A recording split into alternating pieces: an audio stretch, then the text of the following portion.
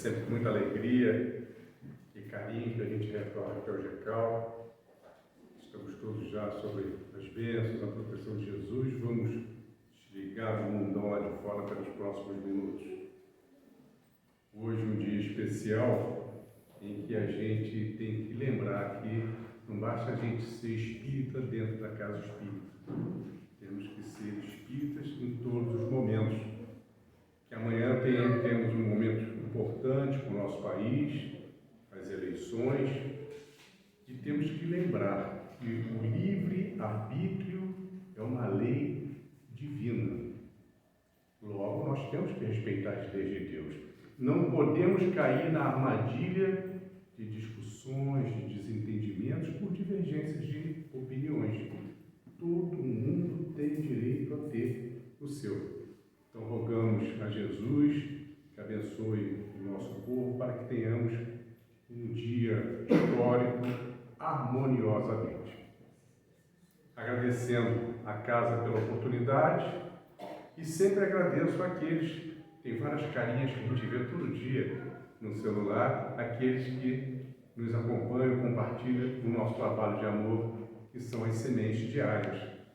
Pequenas mensagens de positividade que a gente escreve sob inspiração do nosso mentor e transformando naquelas mensagenzinhas de 30 segundos todas as manhãs. Porventura, alguém não conheça, é só no final me passar o número do telefone, que a partir de amanhã passa a receber também a semente diária, que sai bem cedinho todas as manhãs. Tema escolhido para esta noite, Eurípides Barçanufo, um verdadeiro apóstolo da caridade. Espíritos da grandeza de Eurípides Barçanufo, Bezerra de Menezes, Joana de Ângeles, Emmanuel e uma lista imensa. São espíritos que, vira e mexe, é bom a gente dar uma relembrada nas suas passagens terrenas, para a gente perceber que não tem nada de diferente, é muita luta, muita diversidade, muito obstáculo, mas que eles, de uma forma muito honrosa, enfrentaram, nos deixando esses exemplos, para que a gente possa passar também por isso, sempre capitaneados pelo Código de Jesus.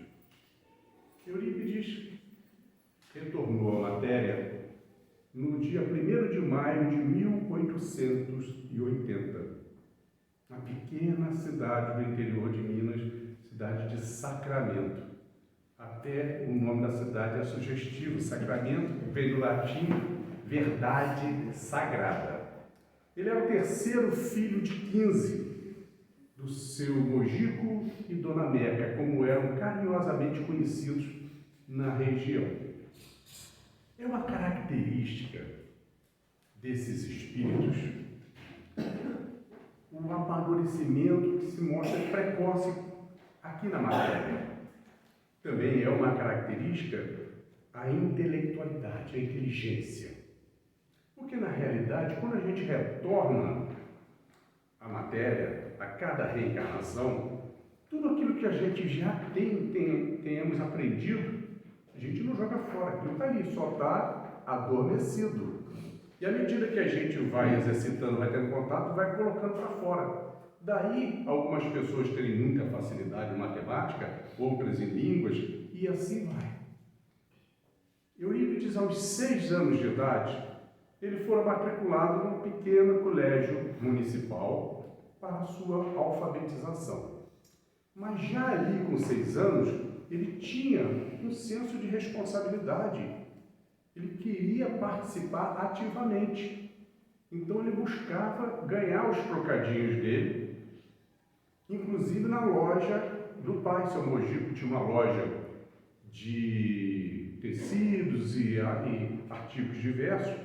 E ali, o que uma criança de 6 anos pode fazer? Carregava a mercadoria para um, para outro, segurava o cavalo de um cliente, sempre em troca, buscando receber algumas moedas que ele entregava à mãe para suprir as possíveis necessidades.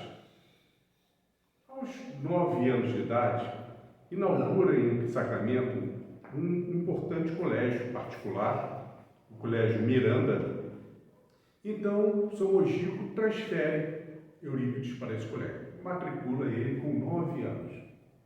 E, para surpresa de todos, principalmente do colégio, dos professores, do professor Miranda, que era o dono do colégio, é que Eurípides teve que ser colocado numa turma com rapazes com mais idade, devido ao seu grau de conhecimento já era tão adiante que ele teve que ir para uma turma mais adiantada, pois era uma característica de Eurípides ser autodidata.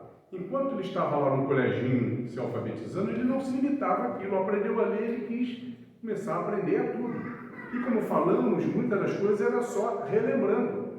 Tanto é que ele, no Colégio Miranda, com algum tempo, ele já se transformava num monitor, auxiliando os professores, dando aulas de reforço aos alunos que tivessem com dificuldades, principalmente em português, francês e matemática.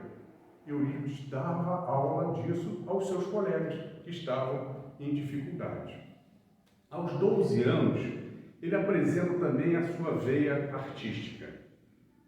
Ele ingressa na banda municipal de Sacramento, se interessa pela música, e ainda com 12 anos, junto com outras pessoas, fundam o Grêmio Teatral de Sacramento, para que pudessem também fazer a representação de peças.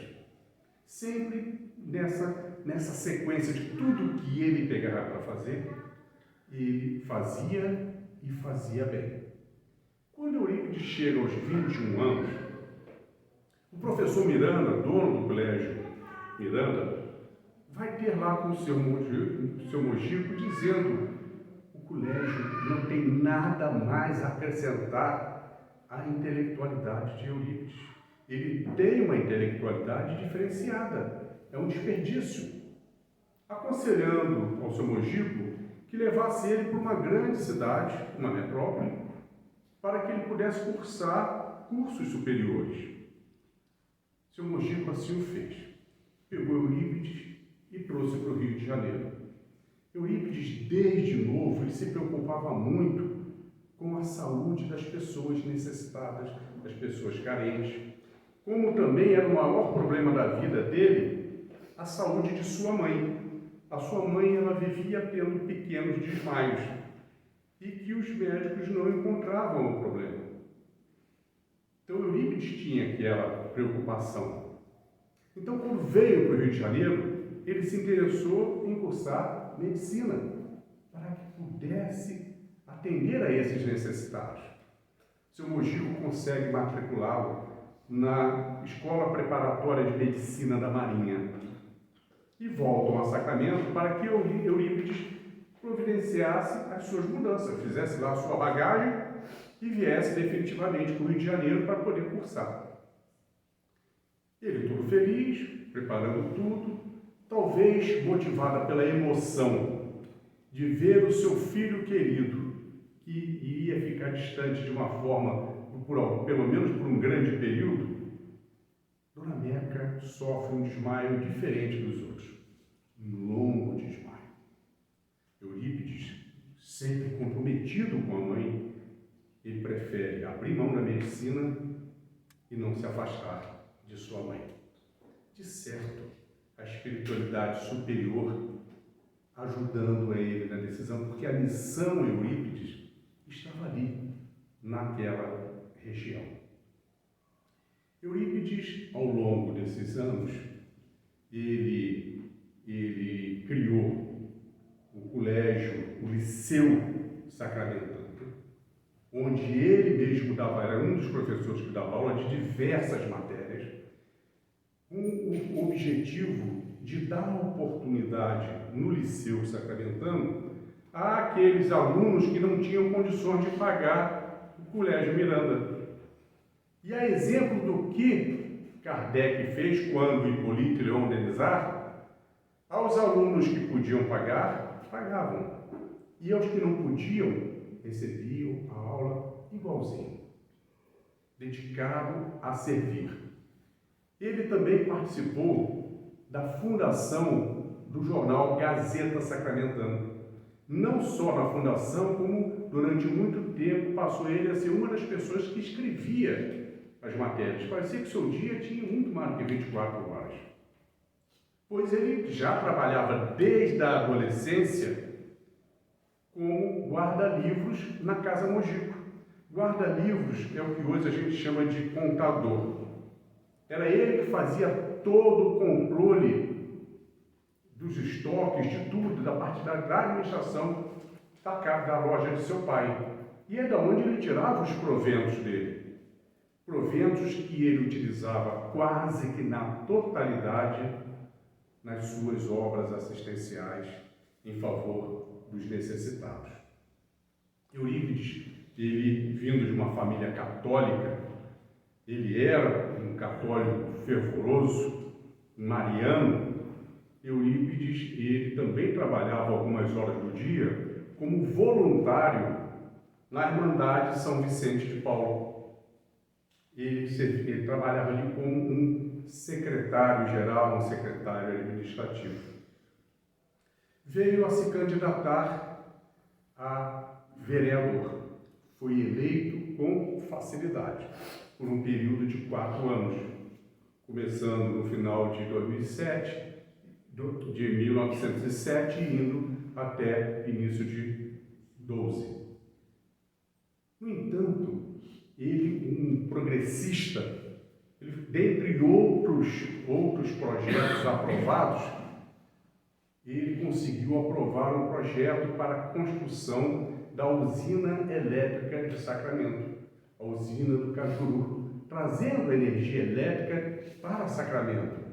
Consequentemente, o bonde elétrico também, já que vai ter eletricidade, vamos ter o bonde. Sacramento, muito embora uma cidade pequena, ela conseguia ter, àquela época, aquilo que muitas cidades maiores ao redor não possuíam. No entanto, houve uma manobra política para que se estendesse o período de 4 anos de mandato para 6 anos para todos os vereadores. Eurípides, um homem comprometido com a ética, com a moral, não aceitou, pois ele havia sido eleito pelo povo para 4 anos. Feitos os 4 anos, ele sai. Os outros continuaram até completar 6 anos. Ele, como falamos há pouco, era um homem de muita religiosidade. E por trabalhar ali voluntariamente na Ordem Francisco de Paulo, facilmente ele foi conquistando a admiração daqueles padres. E um padre em especial, o padre Antônio Teodoro Maia, presenteou Eurípides com um exemplar da Bíblia, o que era proibido. A Igreja Católica vedava a leitura da Bíblia, senão exclusivamente as pessoas que eram da igreja, os padres, os irmãos, as freiras. Nenhum leigo poderia ler a Bíblia, mas em segredo aquele padre o presenteou. E Eurípides não leu a Bíblia, ele estudou a Bíblia, como tudo que ele pegava para ler, ele queria estudar, queria saber profundamente. E em toda a Bíblia, um trecho chamou muita atenção dele, e ele ficava sempre em reflexões, que é o Sermão da Montanha, quando Jesus nos apresenta as bem-aventuranças. Ele vivia questionando as verdadeiras interpretações daquilo. Seu Mojico, ele cria uma filial da Casa Mojico numa localidade a 18 quilômetros de distância. Então, Eurípides passa também a ter a incumbência praticamente diária de ir à filial para poder fazer o controle. Havia um lugar chamado Fazenda Santa Maria, que ficava a 14 quilômetros de Sacramento, logo a 4 quilômetros do destino. Era um ponto ideal para ele parar, o animal, o cavalo poder descansar, e ali ele proseava A Fazenda Santa Maria era um lugarejo pequeno. E ali ele ia cozinhando e fazendo as suas amizades.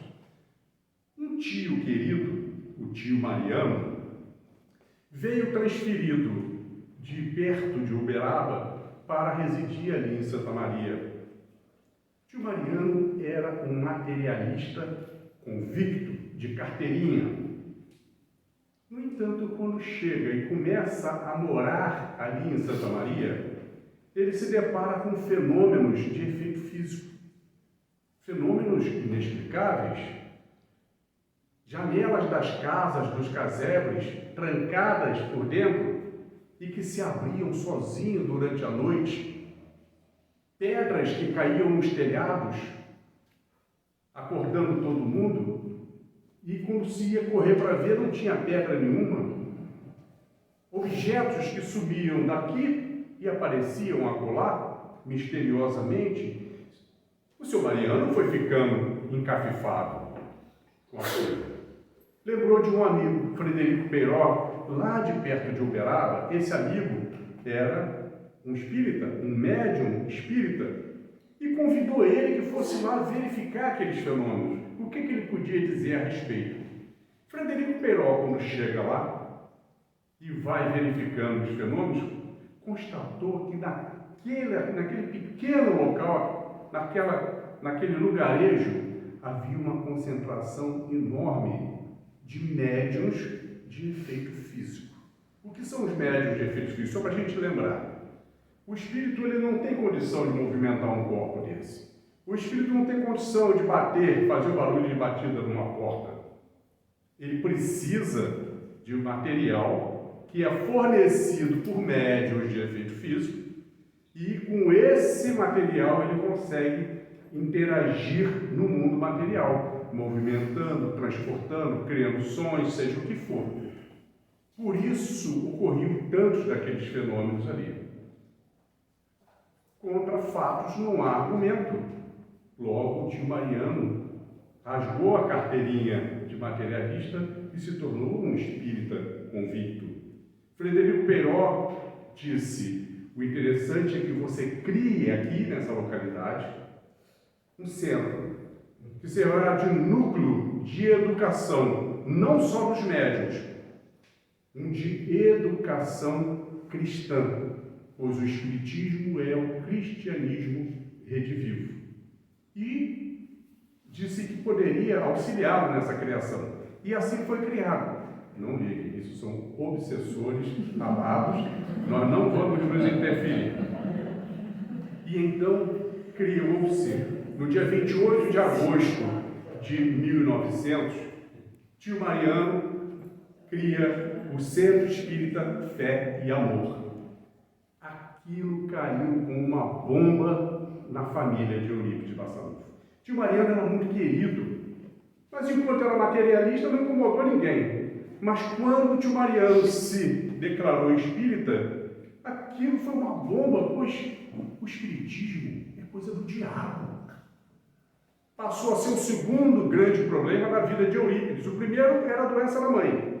O segundo era tentar convencer o tio Mariano a sair dessa seita do diabo.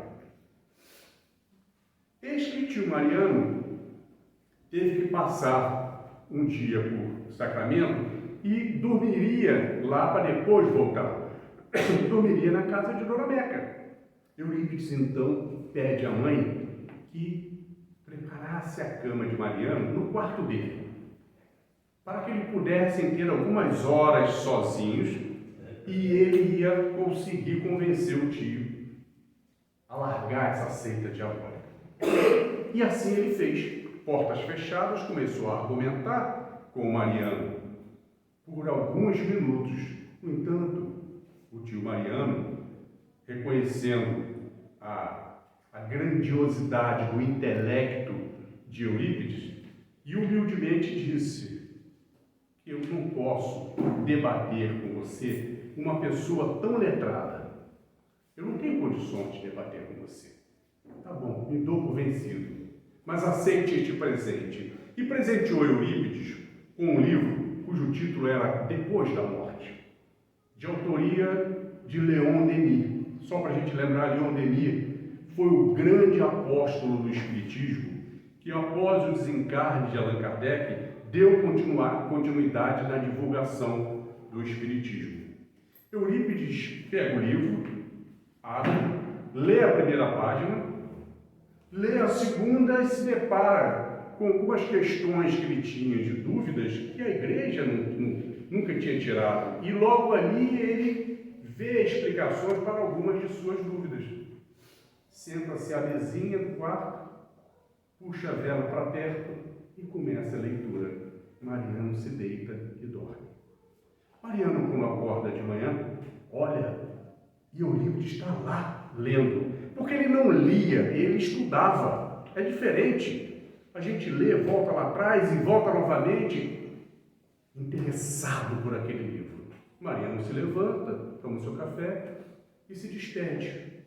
Voltaria a Santa Maria, mas deixa um convite feito, em aberto. Eurípides, quando você quiser, vá lá em Santa Maria assistir uma reunião mediúnica. Será bom. Eurípides agradece, mas não diz nem que seria que não. As reuniões mediúnicas, no início, elas eram feitas assim, publicamente. Aqui à mesa, os médiuns, como a gente faz hoje, mas o público ficava ali, prestando atenção. Os anos passaram. E na sexta-feira da Paixão de 1904, Eurípides resolve ir. Chamou um amigo para ir com ele, mas não avisa a ninguém. Vamos chegar de surpresa na hora da reunião. E assim partiram para lá. Quando chegaram a Santa Maria, no Centro Espírita Fé e Amor, a primeira surpresa foi dele, pois a casa estava cheia. A localidade não tinha uma habitação muito grande, então ele sabia que estavam concentrados ali boa parte da população local. E então teve essa primeira surpresa, adentraram. A segunda surpresa foi que todas as cadeiras tomadas, menos duas, ali na frente, de frente para a mesa, cadeiras que foram reservadas a Eurípides e ao amigo que vem junto, pois a espiritualidade havia informado da chegada de Eurípides. Talvez seja melhor ligar isso para cima, não? Não dá? Então deixa, esquece. Deixa os obsessores ao lado, vamos orar por eles. Então, a segunda surpresa foi dele. Como que eles sabem que nós estamos vindo? Sentou-se. Passaram alguns minutos, começa a reunião mediúnica e Mariano faz uma prece a Jesus. Uma prece respeitosa, carinhosa, amorosa a Jesus. Eurípides diz consigo mesmo como uma seita do diabo trata Jesus com tanto amor. E começam as passividades, as psicofonias, os espíritos falando através dos médiuns. A maioria das pessoas que ali estavam,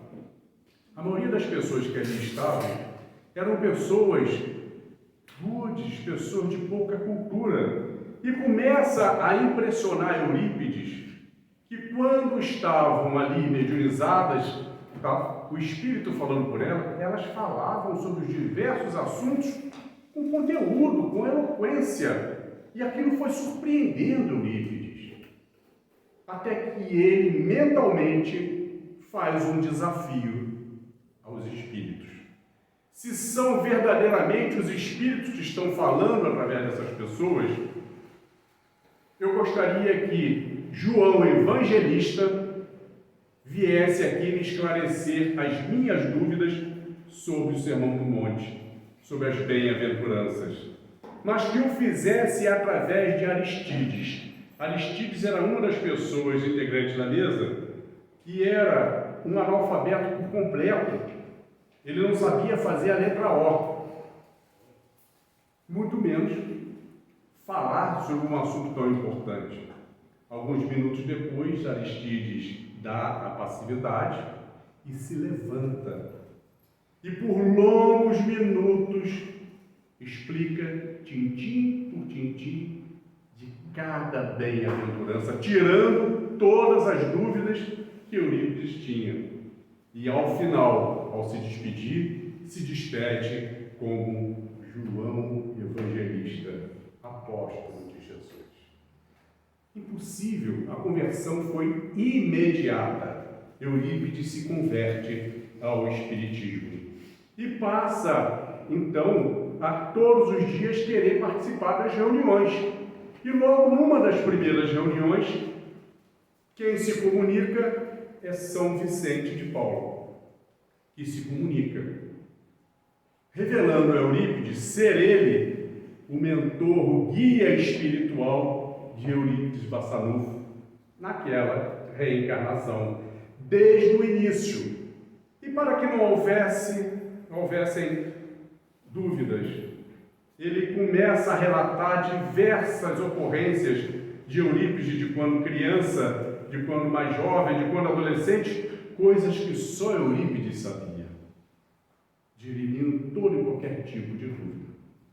E revela ao final a sua missão, a missão de Eurípides Bassanufo, a missão com a caridade e com a verdade na divulgação da doutrina espírita, o cristianismo redivivo. Mas deixa um alerta. Prepare-se, pois Sacramento fechará todas as portas a você. Eurípides, um homem comprometido com a ética, com a moral, com a verdade, no dia seguinte vai à Irmandade Vicente de Paulo e pede o seu afastamento, se declarando espírita. Logo não poderia continuar com o trabalho voluntário numa instituição católica. Muito bem, ali começam as dificuldades de Eurípides Bassanufo. Mas, continuando durante 3 meses, ele quase que diariamente ia a Santa Maria participar das reuniões mediúnicas, começa ele a desabrochar a sua mediunidade. Eurípides é um dos raríssimos casos do médium possuir todos os tipos de mediunidades relacionadas nas obras de Kardec. Todos os tipos de mediunidade ele possuía, com mais ênfase na mediunidade de cura, na mediunidade de desdobramento, que é a capacidade que o médium tem de viajar no tempo e no espaço, e a mediunidade, uma das mais raras, se não a mais rara, a mediunidade da bicorporeidade. O que é bicorporeidade? É além do desdobramento. O médium, ele que se concentra e o corpo entra num estado de letargia, como se estivesse apagado. E o espírito sai do corpo, deixando somente o cordão fluídico, dando manutenção, e leva consigo boa parte do perispírito. E consegue, independentemente da distância, ele consegue se materializar em outro local, se tornando visível a qualquer pessoa, e não somente aos médiuns, e em alguns casos se tornando tangível, podendo ser tocado. E foram várias as ocorrências de bicorporeidade relatadas na história de Eurípides. Para quem se interessar mais sobre este assunto, que é lindíssimo, eu recomendo a leitura do Livro dos Médiuns, salvo erro, capítulo 7. Ali explica bem como funciona a bicorporeidade, inclusive dá vários exemplos, como o de Santo Afonso, e o exemplo mais bacana de todos, o de Santo Antônio de Pádua. Não vou dizer para não dar insights para vocês poderem ir lá e vão ver que a história é maravilhosa. Eurípides, ele começa então com esse desenvolvimento mediúnico a trabalhar muito na cura. A primeira cura foi ao final de uma dessas reuniões, já à noite, e do lado de fora do centro ele chega para o seu tio e fala: tio Mariano, quem é Carlos, um homem que está doente? Ah, o Carlos ele está com lepra, hanseníase, né? Antigamente chamava lepra, está com lepra e por isso ele mora do outro lado desta mata, em isolamento. Precisamos ir lá, ele está muito mal, precisa de ajuda. Tá, então amanhã de manhã nós vamos, amanhã será tarde, precisamos ir agora. Vamos pegar os mantimentos, água, remédios e vamos lá. Aí o tio Carlos diz: mas Eurípides, essa mata é perigosa, tem bichos, tem feras. E a resposta de Eurípides é: tio Mariano, estamos a serviço de Deus, não há o que temer. E partiram para lá. E lá chegando encontraram o Carlos caído ao chão, há 3 dias sem comer, sem beber, e ali deram a assistência, hidrataram, deram comida, deram os medicamentos, e o Carlos começa a reagir bem. No dia seguinte, eles pernoitaram ali, no dia seguinte, o Carlos já mais restabelecido, Eurípides vai se despedir dele e lhe dá um beijo na testa, um beijo carregado de amor fraterno, um beijo carregado de magnetismo, de fluidos, e Carlos fica curado por completo, até mesmo da lepra. Foi a primeira grande cura. A segunda grande cura de Eurípides foi com a sua mãe, pois a sua mãe, ao ver o seu filho, sem dúvida nenhuma, convertido ao espiritismo, ela também se converte e passa a trabalhar como que uma secretária, uma assistente dele em muitas coisas. E nunca mais teve um único desmaio. Foram diversos os casos relatados de cura de Eurípides. Eurípides ele passa, inclusive, a fazer partos. Passou a ser um dos parteiros da região, sempre muito requisitado. Mas ele havia já em 1904 implantado no liceu, após a sua conversão, o seu compromisso era com a verdade. Ele implanta a aula sobre doutrina espírita. A aula que era questionada por muitos pais. E todas as vezes que ele manifestava mediunicamente, seja no desdobramento, seja na bicorporeidade, ele relatava aos seus alunos o fenômeno, porque o fenômeno servia como algo assim a confirmar. Um dos casos mais bacanas ocorrido, Eurípides estava na sala de aula, dando aula, de repente ele é avisado espiritualmente de que uma mulher estava em trabalho de parto, complicado, a criança estava atravessada. E aquilo estava colocando em risco a sua vida, a dela e da criança. Precisava de socorro urgente.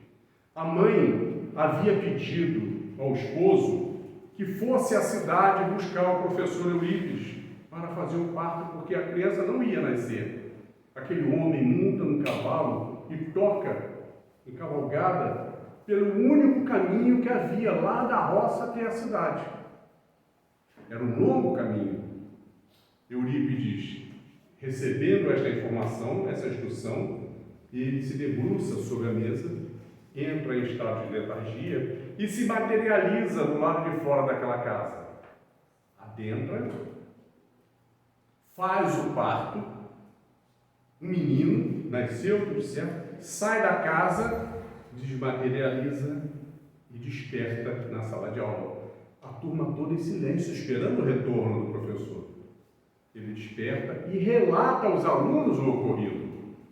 Relata, inclusive, que o pai estava a caminho, já estava chegando para buscá-lo, para ir fazer o parto que eu já fiz. Então vamos recebê-lo com educação. Daqui a pouco aquele pai entra desesperado na sala de aula pedindo socorro ao professor Eurípides para que fosse lá ajudar no parto do seu filho. Não te preocupes, eu já estive lá, já fiz. É um menino, um belo menino e goza de saúde. É claro que o homem não acreditou. Não, o senhor tem que ir comigo. E os alunos parabenizaram. Mas o homem estava desesperado, nem passou. O senhor não pode ter ido, ninguém passou por mim. Eurípides resolveu ir.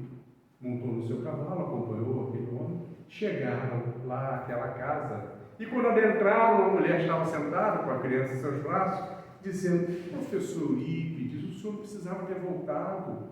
A criança está bem, nós estamos bem. Contra fatos não há argumento. No entanto, lembra do aviso de Vicente de Paulo? Sacramento fechará as portas a você. Pois o Espiritismo era muito mal visto pela sociedade. Era tido realmente como uma doutrina satânica. Casas espíritas no Brasil inteiro, àquela época, eram por vezes apedrejadas. E aconteceu que muitos amigos viraram as costas a Eurípides, muitos dos professores abandonaram o liceu, muitos dos pais foram lá exigir que ele retirasse as aulas sobre doutrina espírita. E Eurípides, comprometido com a verdade, disse que não retiraria. Então vamos retirar os alunos. E foram sendo retirados os alunos. De 1904 a 1907. Quando chega em 1907, a crise levou o colégio ao fundo do poço. A receita não cobria os gastos. Os poucos alunos que estavam eram aqueles que não conseguiam pagar. Eurípides toma uma decisão. Resolve fechar a escola. Naquele momento em que ele resolve fechar a escola, surge diante dele um espírito de muita luz, de uma intensidade tal que ele nunca tinha visto. E ele percebeu ser um espírito extremamente grandioso, para ter tanta intensidade de luz, que ele humildemente achou que podia ser algum tipo de espírito mistificando ele, algum tipo de obsessor poderoso mistificando ele para que ele achasse ser um espírito. Só que aquele espírito era tão grandioso que captou os pensamentos de Eurípides pela sua humildade. Fez com que ele entrasse num estado de consciência alterado. Eurípides apagou e fez a psicografia mecânica. Psicografia mecânica é aquela em que o espírito ele não passa ao médium o que é para ser escrito. Ele assume a mão do médium. E quando escreve inclusive caligrafia apropriada. Se você pegar a assinatura e levar no cartório, o cartório reconhece. Vai para exame grafotécnico com Chico, que não precisa de ter isso. E está lá, a assinatura é daquela pessoa mesmo. No entanto, aquele espírito ele assume com o Eurípides apagado, assume a sua mão e escreve um bilhete para o próprio Eurípides. Feito o bilhete, faz Eurípides despertar e se ausenta. Eurípides pega e vê aquele bilhete que acabou de ser escrito por suas mãos e que está escrito o seguinte: não feche a escola. Mude o seu nome, que nos lembra das grandes vaidades da humanidade, Liceu. Mude o nome para Colégio Allan Kardec. Institua como matéria, todas as quartas-feiras, inicie com a matéria sobre o Evangelho de meu filho. Depois, crie também um curso sobre astronomia. E a partir de agora, o colégio estará sob a proteção de meu manto de luz. Assinado Maria, serva de Deus. Eurípides lê aquilo, ele não discute, ele imediatamente providencia para tirar a placa do Colégio Liceu, manda fazer uma outra, Colégio Allan Kardec, institui a nova atividade nas quartas-feiras de manhã, curso sobre o Evangelho de Jesus. Curiosamente, mas que na realidade a gente sabe que foi devidamente intuído, dentre as pessoas que se matricularam para o curso, estavam muitos daqueles médios de efeito físico lá de Santa Maria, que saíam cedo de lá para estar ali às 9 horas, quando começava o curso do Evangelho de Jesus. Intuídos, sim, pela espiritualidade maior, aquela grande concentração de médios de efeito físico. Para quê? Eurípides começava o curso com uma fervorosa oração a Jesus. E durante a oração a Jesus, a espiritualidade maior utilizava daqueles fluidos de efeito físico, daqueles médios, e fazia com que a voz de Eurípides fosse reproduzida em todas as casas de sacramento. Todas as pessoas ouviam a oração fervorosa de Eurípides a Jesus, como que estivesse aqui a gente ouvindo com uma caixinha, com Wi-Fi. Naquela época não tinha nada disso. 1907. Contra fatos não há argumento. E começou a ser incontestável à população sacramentana, primeiro, que o tal do Espiritismo é de Jesus. Eles estudam o Evangelho de Jesus. E Jesus reproduz a voz do médium Eurípides aqui, para que todos possamos ouvir. Naturalmente, os amigos foram retornando. Os professores que tinham abandonado, retornando. E os pais que tinham retirado seus filhos, retornaram a matriculá-los no colégio. Fim da crise. Vida que segue. Eurípides, ele, em 1905, ele cria o Centro Espírita Esperança e Caridade, em Sacramento. E por orientação de Bezerra de Menezes, a quem trabalhava junto a Eurípides, Bezerra psicografava através de Eurípides receitas às pessoas. E o Bezerra de Menezes, isso aqui passou a ser uma atividade muito grande. Bezerra de Menezes orienta Eurípides que criasse uma farmácia filantrópica, onde ele utilizava os recursos próprios e alguns amigos o ajudavam a trazer os insumos necessários das metrópoles, e eles produziam ali na farmácia os remédios homeopáticos receitados por Bezerra de Menezes. E aquilo era dado gratuitamente. Além disso, começam pessoas vindo de tudo quanto é lugar para receber ali a receita, o medicamento das mãos de Eurípides. Muitas cartas passaram a chegar de cidades distantes do Brasil inteiro pedindo receita de Eurípides. E ele devolvia pelo correio as receitas para que as pessoas mandassem manipular os medicamentos.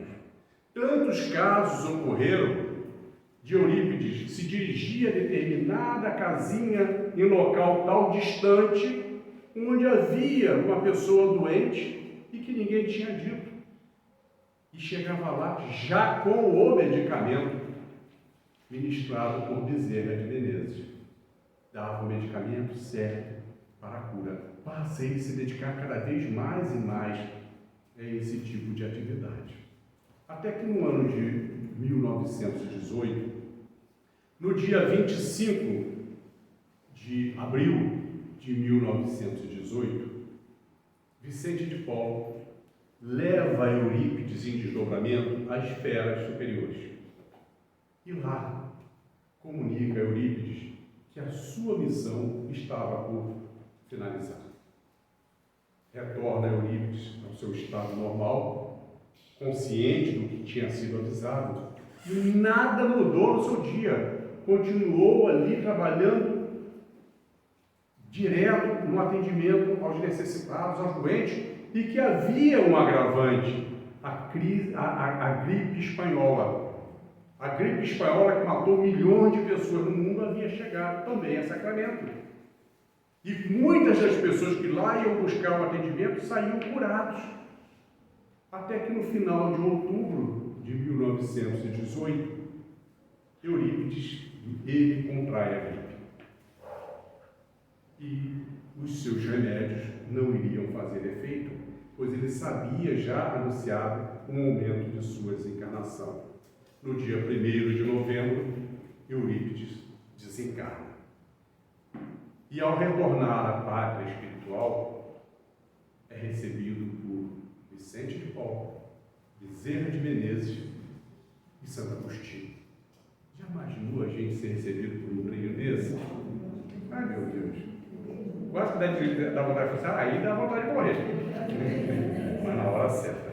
Então, Eurípides Bassanufo, essa vida, essa obra fantástica, 42 anos depois, estamos no ano de 1960, o espírito Hilário Silva, pelas mãos de Chico Xavier, lança no livro A Vida Escreve um capítulo sobre uma revelação de Eurípides Bassanufo que ele nunca comentou com absolutamente ninguém. Em determinado momento, enquanto encarnado, lá atrás, Eurípides, um belo dia, ele entra em desdobramento e vai subindo as esferas, e vai subindo, ao ponto de que ele teve medo, teve vontade de retornar ao corpo, mas não conseguia. É como se braços intangíveis estivessem levando ele. Até que ele chega num local verdejante, era uma grande planície verdejante. E lá, a determinada distância, havia um homem de costas. Chama a atenção de Eurípides. Eurípides caminha em direção àquele homem. Chega em um determinado ponto, ele não consegue mais passar. O homem se vira. E era Jesus. E diante de Jesus, Eurípides entra em tamanha emoção que começa a chorar compulsivamente, pois estava diante do Mestre. E ele consegue se recompor, levanta a cabeça e olha novamente para Jesus e vê escorrer dos olhos de Jesus algumas lágrimas. Ele se assusta e diz: Senhor, por que choras, Senhor? E Jesus permanece calado. Achando que talvez Jesus não tivesse entendido a pergunta, ele refaz a pergunta: Senhor, choras pelos incrédulos?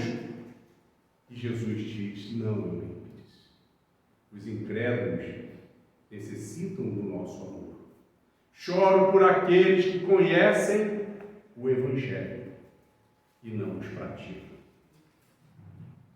Nisso, Eurípides interioriza aquela afirmação, aquele recado, e retorna à matéria.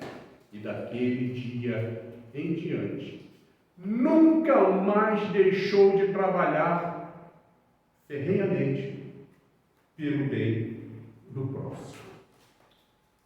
Este final não foi importante só para Eurípides, e sim para todos nós. Começamos a nossa fala lembrando do dia de amanhã. A responsabilidade que nós temos como espíritas de não cair no convite das forças do mal para as disputas, para os sentimentos ruins, por divergências de opiniões. Mas não só para o dia de amanhã, por quantas e quantas vezes nós deixamos de vivenciar o Evangelho, que é tão claro, tão simples, tão direto. Amai a Deus sobre todas como a ti mesmo. Veja os únicos 2 mandamentos. E por vezes nós deixamos de cumprir esses mandamentos com quem a gente mais ama. Com a esposa, com o filho, com o pai, com a mãe. Deixando que a impaciência, a intolerância fale mais alto do que o amor, do que a compreensão. Que possamos usar esse exemplo de Eurípides Barçanufo como exemplo para a gente redobrar essa nossa autovigilância em todo dia. E assim, agradecemos, Senhor, por mais esses momentos de paz, em que te sentimos aqui em vibrações fraternais. Venha, ó Maria, socorrer os que sofrem, peregrinos na dor, suplicamos o vosso amor. Quando a dor bater a porta, sejamos gratos a Deus, pois Ele sempre, sempre abençoa os filhos seus. Quanta luz neste ambiente, descendo sobre nós, vibrando em nossas mentes. Senhor Jesus, ainda somos tão crianças necessitadas de luz. Suplicamos o celestial amparo para nos livrar do mal. Tu, Jesus, que lançaste ao mundo um novo amor, aquele apregoado aos pescadores por teus lábios tão divinos, ó Rabi da Galileia, o amor que expulsa a multidão dos pecados. Contigo, Mestre, não haverá mais dor, não haverá mais guerras, somente a luz descendo à terra. Ensina-nos, Senhor, a transformar espinhos em flores perfumadas, que ao som da confiança enfeite os nossos caminhos. Vem guiar os peregrinos nos mistérios do destino, afastando a escuridão. Vem, ó meigo Nazareno, vem com teu olhar sereno toda a terra iluminar. Os teus passos pela areia do mundo o vento não leva, o mar não desfaz. Com teus ensinamentos, Mestre, tudo se torna mais belo. É a chuva caindo, é o campo em flor, e acima de tudo é o amor, é o amor. A nossa alegria é bem do Evangelho, vibra e contagia da criança ao velho. O Senhor nos convida a ninguém julgar, porque nesta vida qualquer um pode errar. Ó Mestre, fazer com que eu busque mais consolar que ser consolado, pois fica sempre um pouco de perfume nas mãos que oferecem rosas. O Senhor nos ensinou a caridade, luz, bondade e amor, verdade e fé.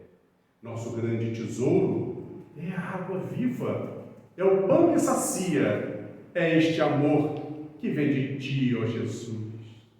Abriremos sempre os nossos corações, vencendo as nossas indecisões, ouvindo a tua voz, Senhor, que pelas estradas da vida nos conduz ao bem, na alegria ou na dor.